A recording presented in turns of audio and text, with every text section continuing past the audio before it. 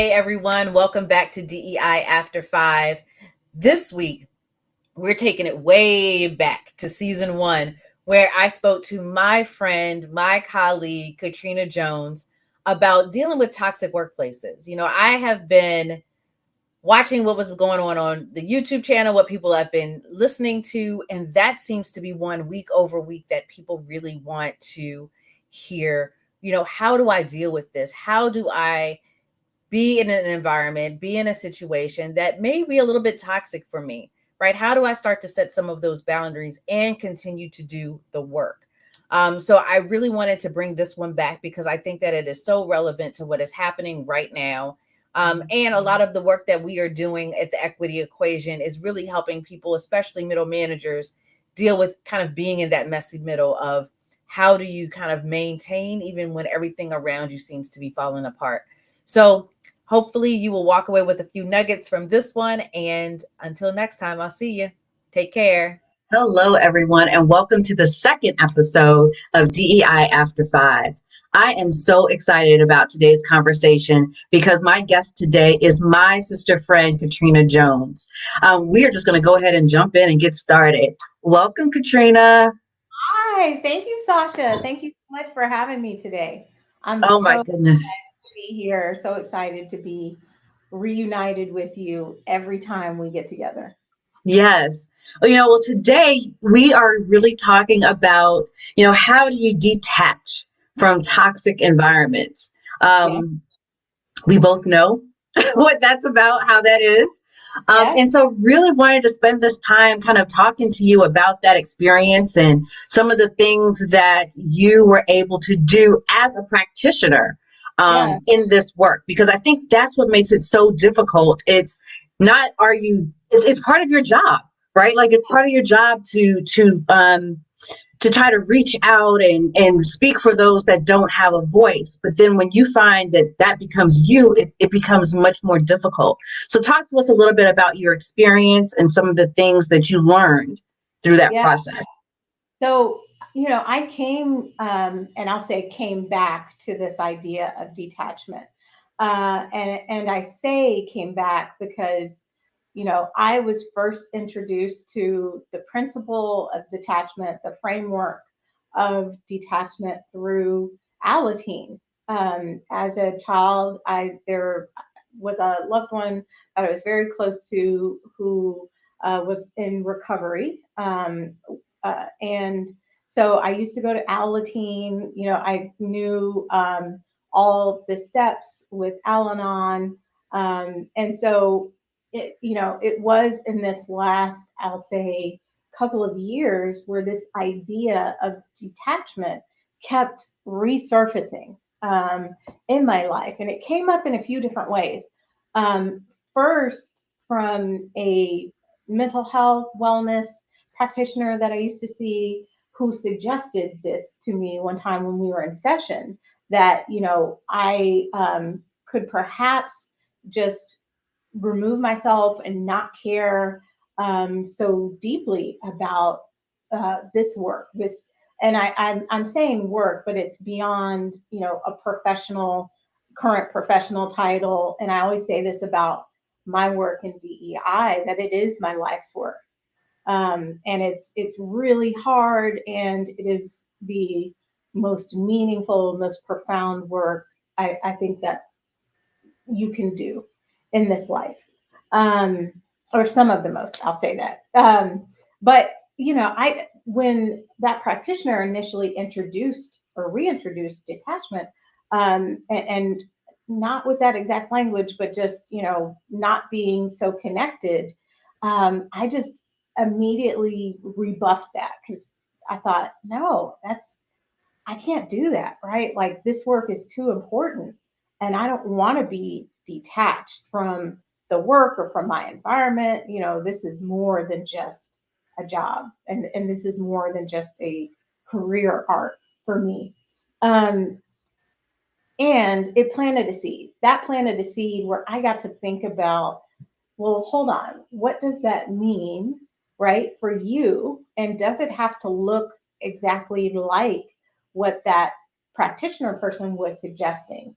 Um, And so it led me to actually go back and go pull out the, principle of detachment as, articulated by Al-Anon. And when I did, it resonated so deeply. And I just want to share the definition of it, Okay. because we can level set on what we mean when we talk about detachment. So, I mentioned detachment as a principle and a framework in Al-Anon and Alateen, and it's essentially about separating yourself emotionally from the effects of someone's behavior and actions.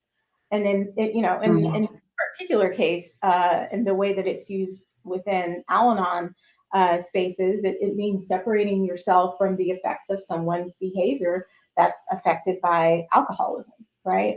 And so if you Google it, you'll come up with, the kind of guidelines for detachment.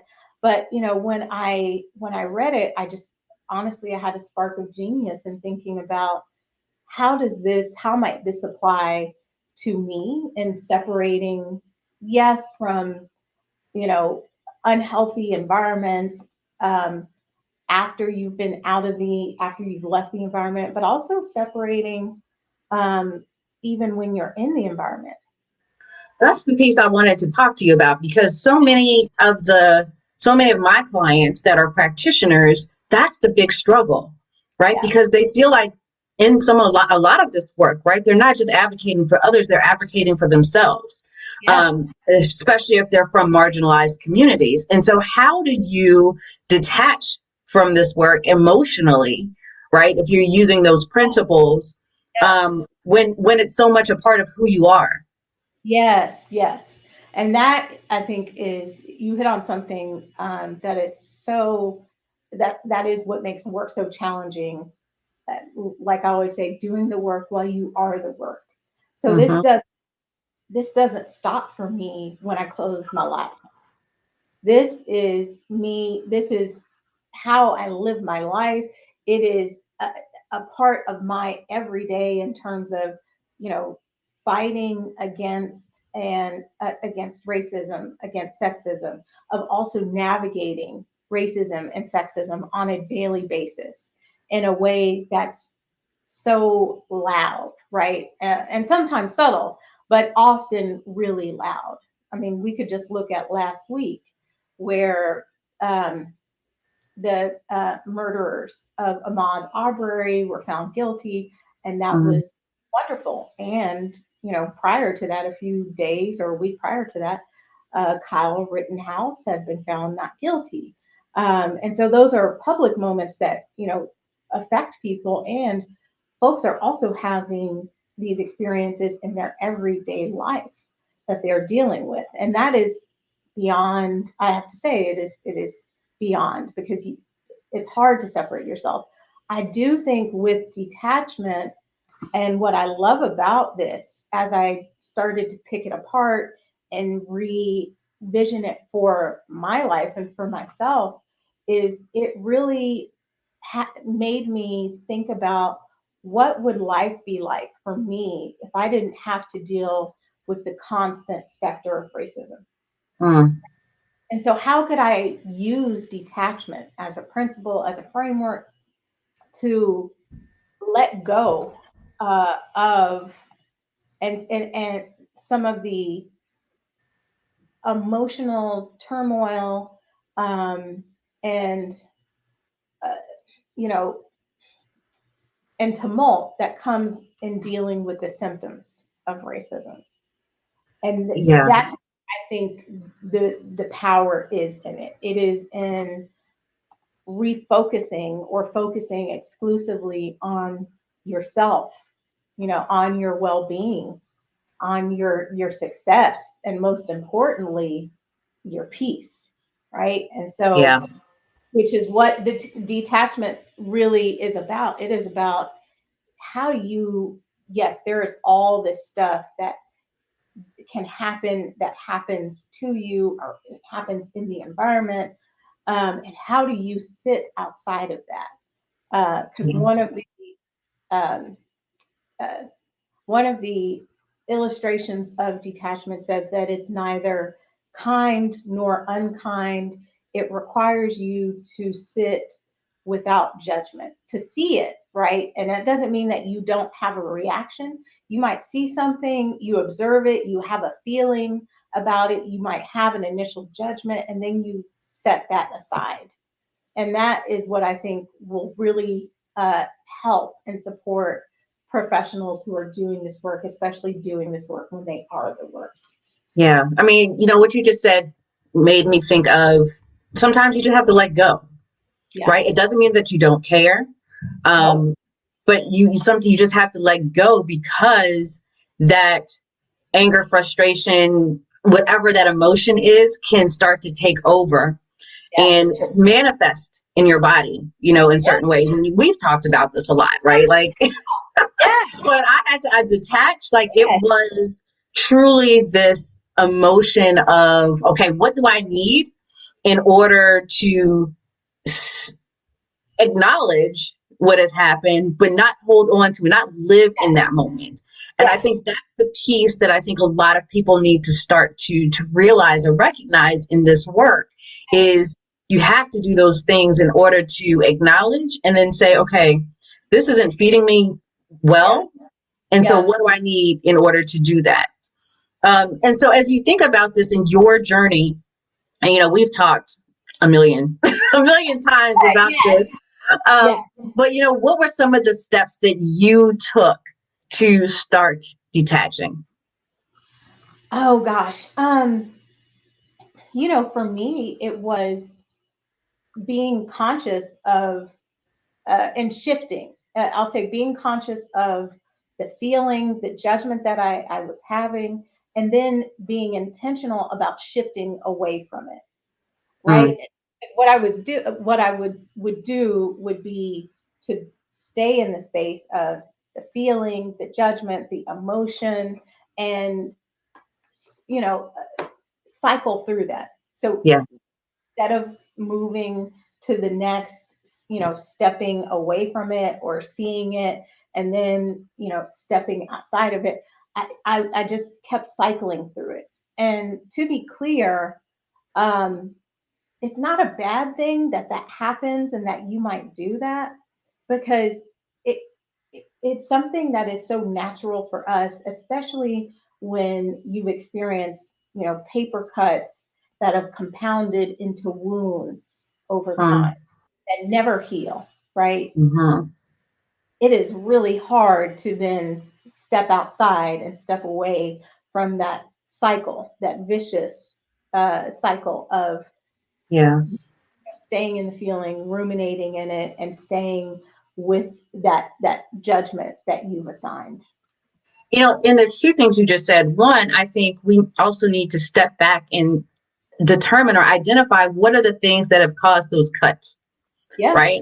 Rather than going through the cycle and getting cut over and over again, like, okay, what are the things that are cutting me and where are the traumas happening?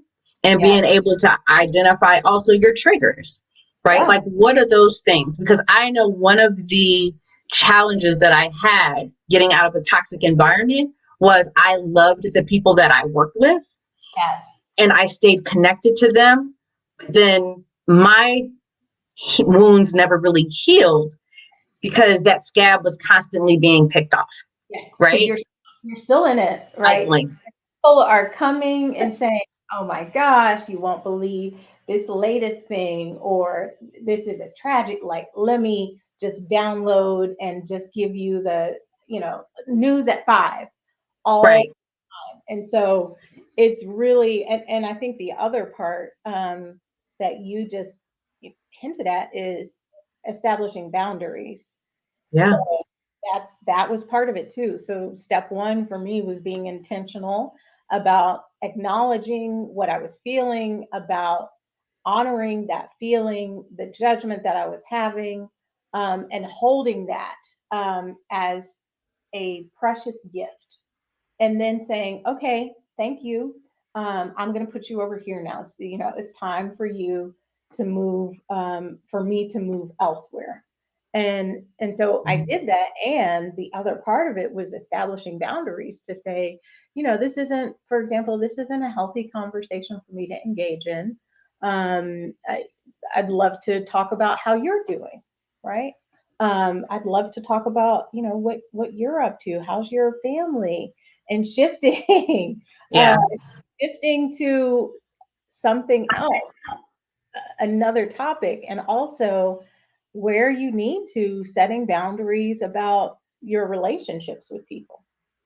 Yeah. It's interesting. I think that's one of the reasons why coaching became such a critical part of the work that I do, particularly for practitioners, because I started going into coaching mode, right? Like rather than letting people stew in the complaints, it's like, okay, well, where do you see yourself 5 years from now? Yes.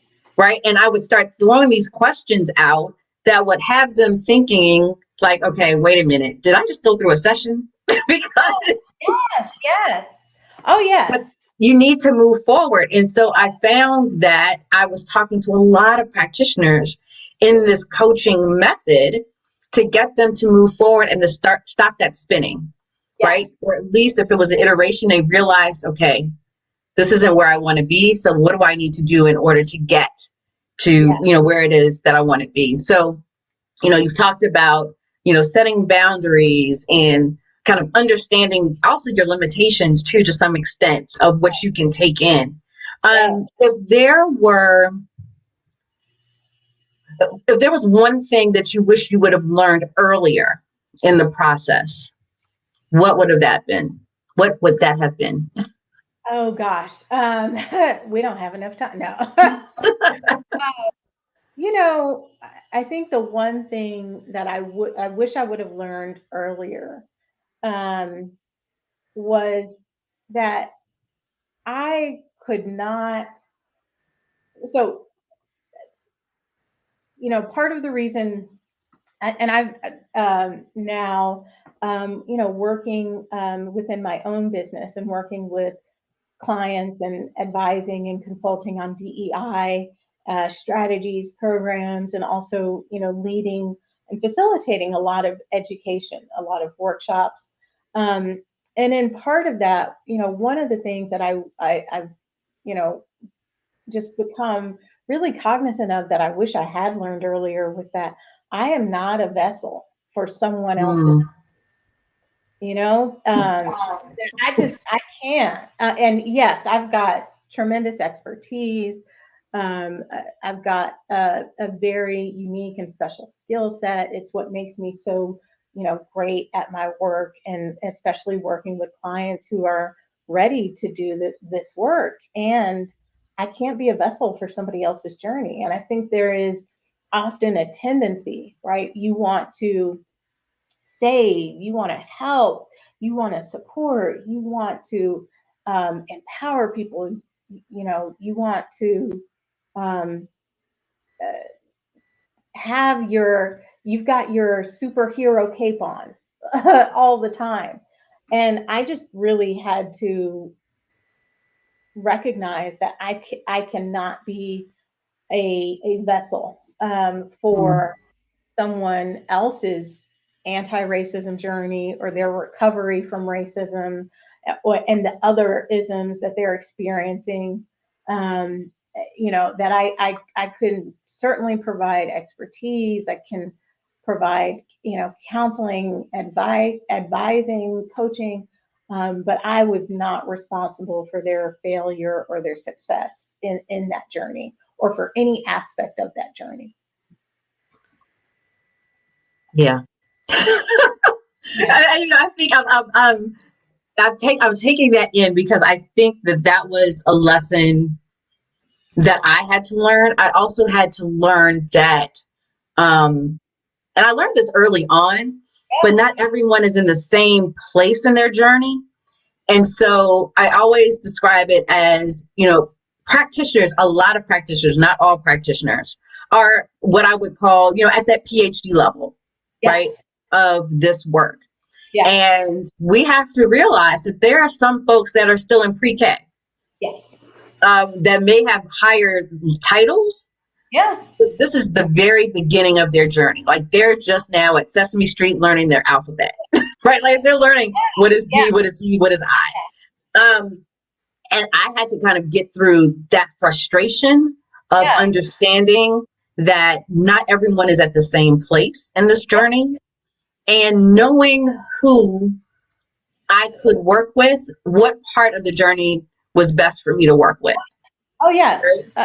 That, because everybody starts from someplace, right? Yeah. So you don't, I always say this, no, we're not born like woke, right? Like super woke. We all, and that's part of that expertise that we've cultivated is being in this from an academic, educational, but practical standpoint as well. Mm-hmm. Engaging in all of the learning, the knowledge, etc.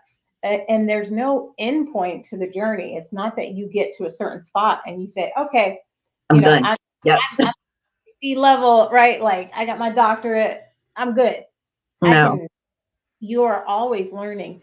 And so, looking at it and seeing it in that way, I think allows you to honor where other people are in their journey. It doesn't mean that folks aren't accountable or not accountable for their mistakes, or for any harm that they may intentionally or unintentionally perpetuate, but it is honoring that everybody starts somewhere, that everybody, hopefully is moving along in their journey. And we are all on one. Yeah. And the aha I had with that was part of the toxicity I was dealing with were people in leadership roles that were in pre-K, Yeah. right? Yeah. In their journey. And it was recognizing that, and realizing, okay, I have to come about this in a different way, but also do so in a way that is not where the toxicity isn't poisoning my spirit, Yes. my soul. And so that was a balancing act, particularly, toward the end of my time. But Yeah. what I also realized, and you talked about it a little bit, was, you can't be a vessel, right, for everyone in everyone's journey. And there's so much of this work for practitioners. Like we give so much to so many people, Yes. and it's a constant give, and it's a constant. I don't want to say it's taxing, but it is taxing to some degree emotionally, Yeah. if you are truly invested in this work. And so, one of the pieces of this that I always talk to my clients about is who's filling you up. Like, how do you fill you up? And so, as we talk, I'm always just like, okay, what are you sipping on? What are you drinking?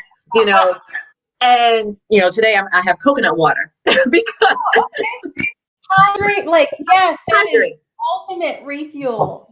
Right. But and it's because it's the refuel. There's comfort in that for me for some reason, right? Coconut water. And so the question I have, like, what do you do to fill your cup? This is a great question. And by the way, I'm 150% with you on coconut water.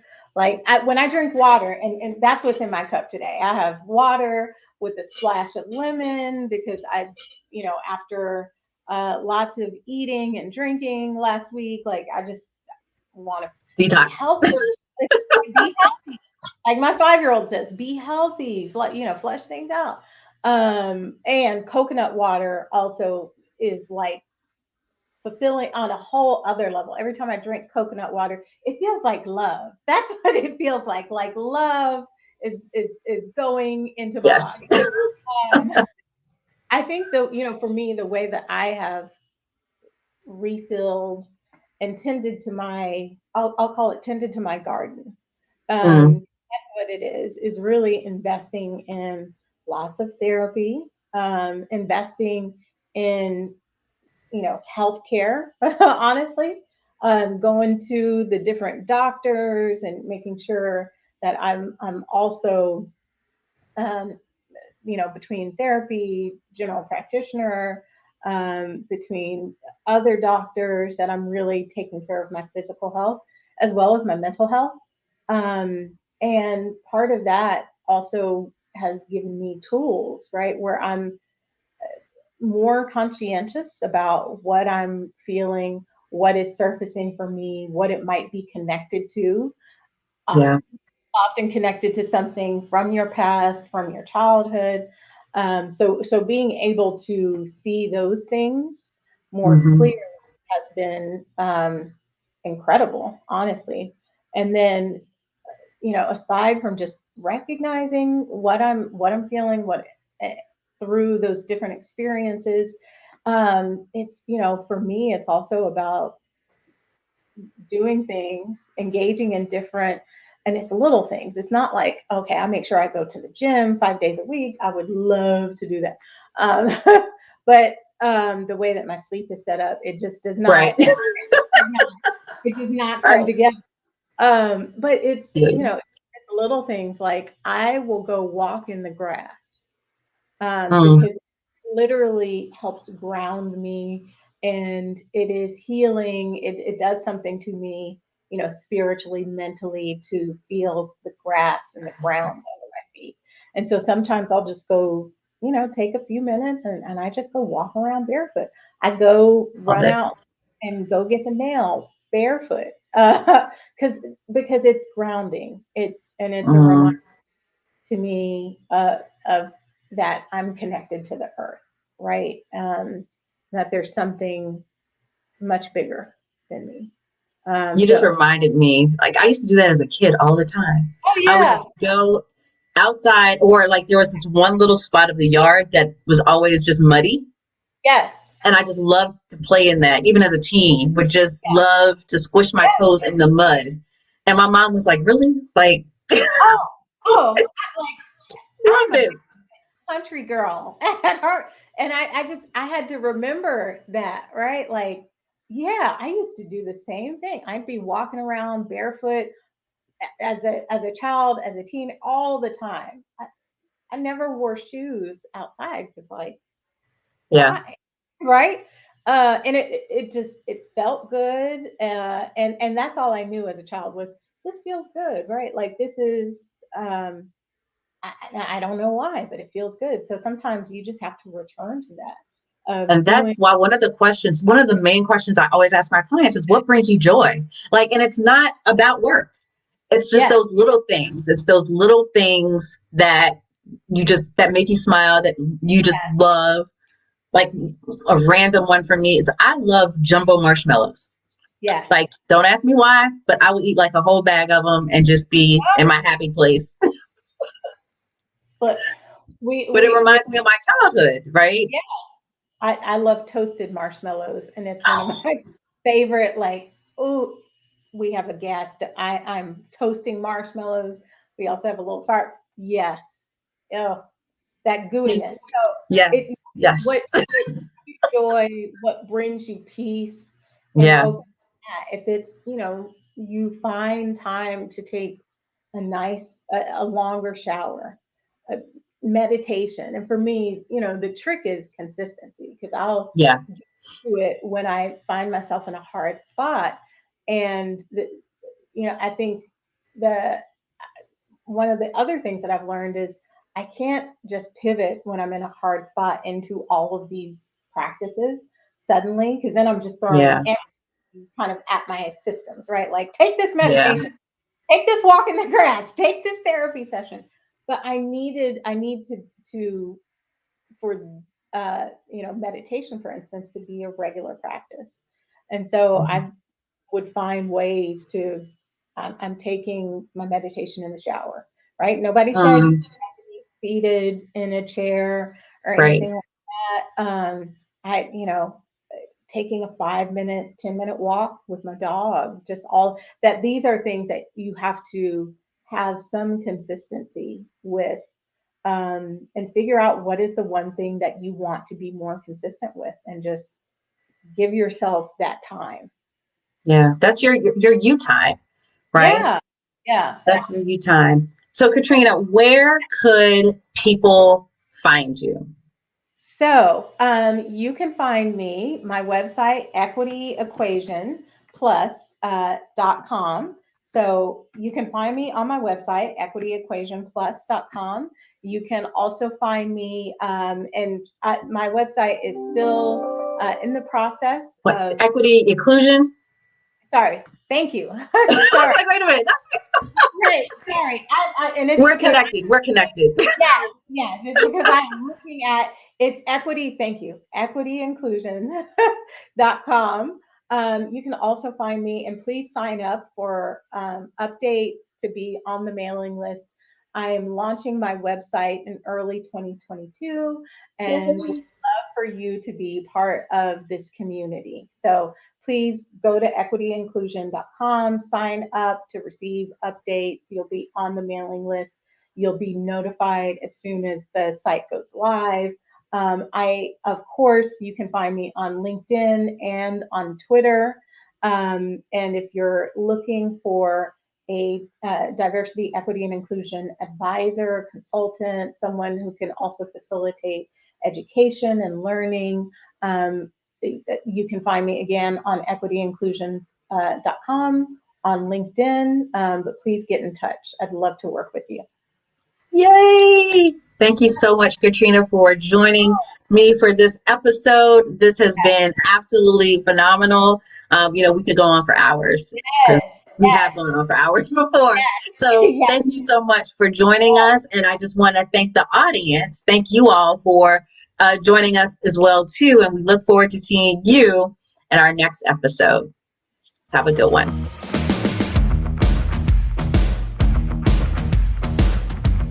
DEI After 5 is produced by the Leon Thomas Group. For more information, go to theleonthomasgroup.com.